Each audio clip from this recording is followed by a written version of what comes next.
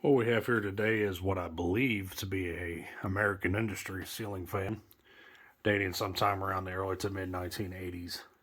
Variable speed, electrically reversible, 6 blades. The blades on the fan have been painted white. They were originally a walnut finish. They were solid wood blades. Someone actually spray painted them, so they look pretty decent.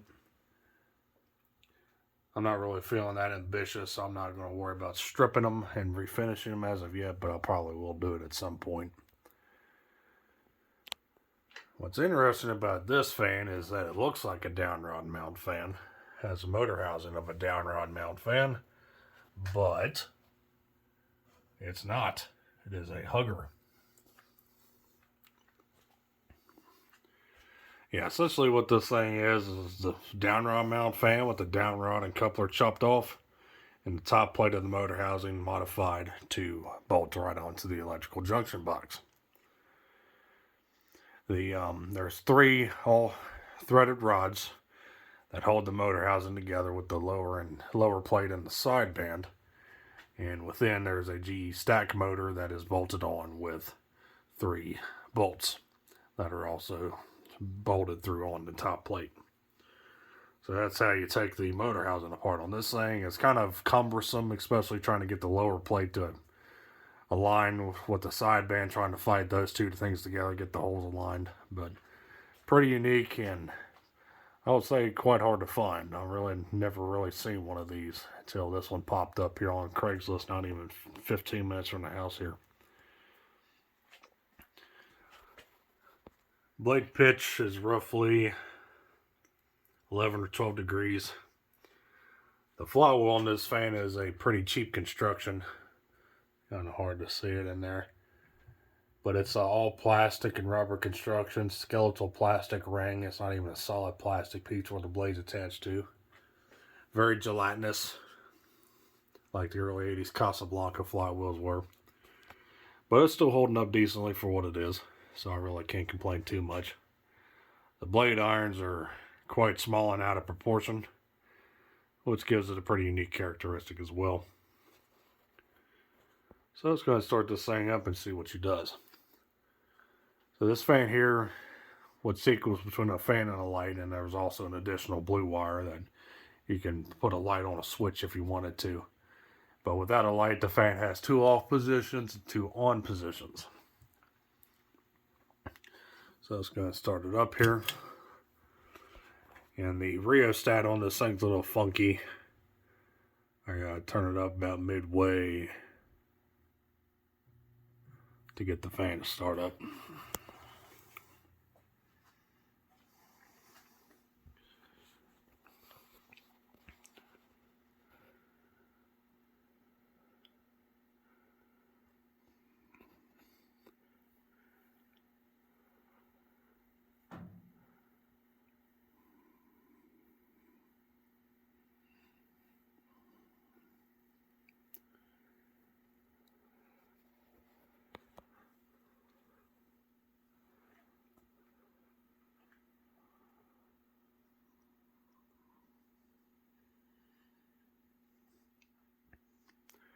This fan uses the cardboard box style variable speed rheostat control, and I tried adjusting the trim pod so I can get a better low speed on this thing, but something's breaking internally on it. It's not wanting to turn, or it's actually trying to fall apart on me on the inside, so I'd say I probably might need to replace that at some point as well.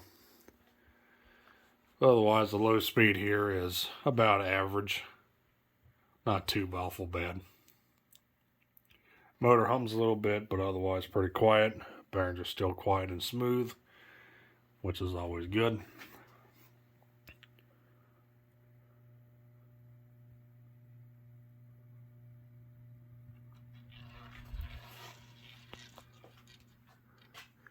Blades wanted to vibrate there a little bit.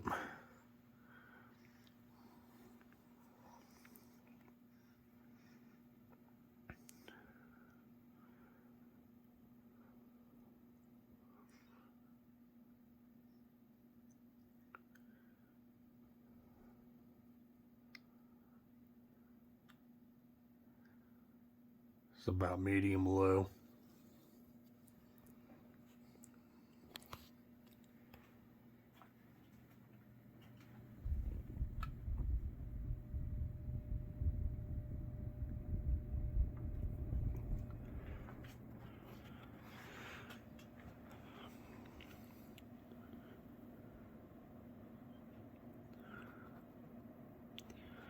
medium high. The blades on the fan are warped most likely. So as you can see, the trails of them are definitely off kilter. Most of the flywheel's flexing. You know, I don't think its flywheel's really warped or anything, but it flexes a lot. And on high speed, the fan will wobble, you will see. Nothing really much I can do with it.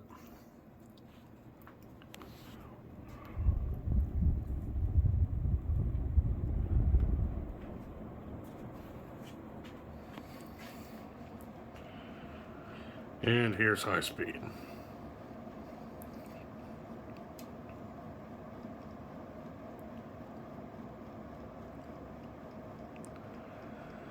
Despite being a 6-blade fan with pretty wide blades, this thing actually still does a pretty good clip on high speed here, doing roughly 200, 210 RPM. Moves a pretty good sum of air. It's less so because it's a Hugger style fan, but still a decent performer for what it is.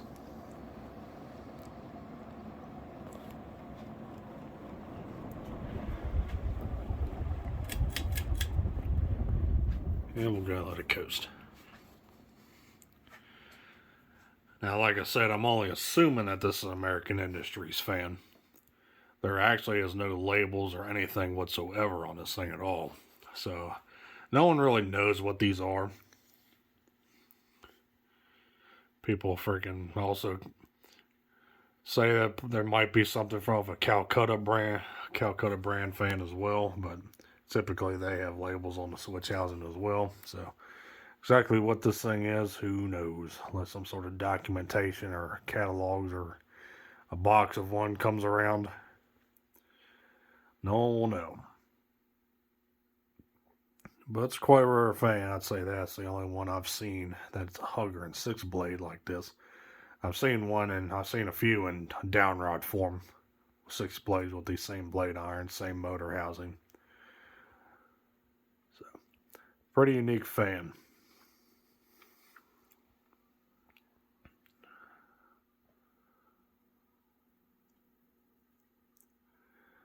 Alright folks, there we go. So thanks for watching. Hope you enjoyed the video on this 52-inch antique brass, believed to be American Industry ceiling fan from the early to mid 80s. We'll be seeing you next time. Take care. Peace.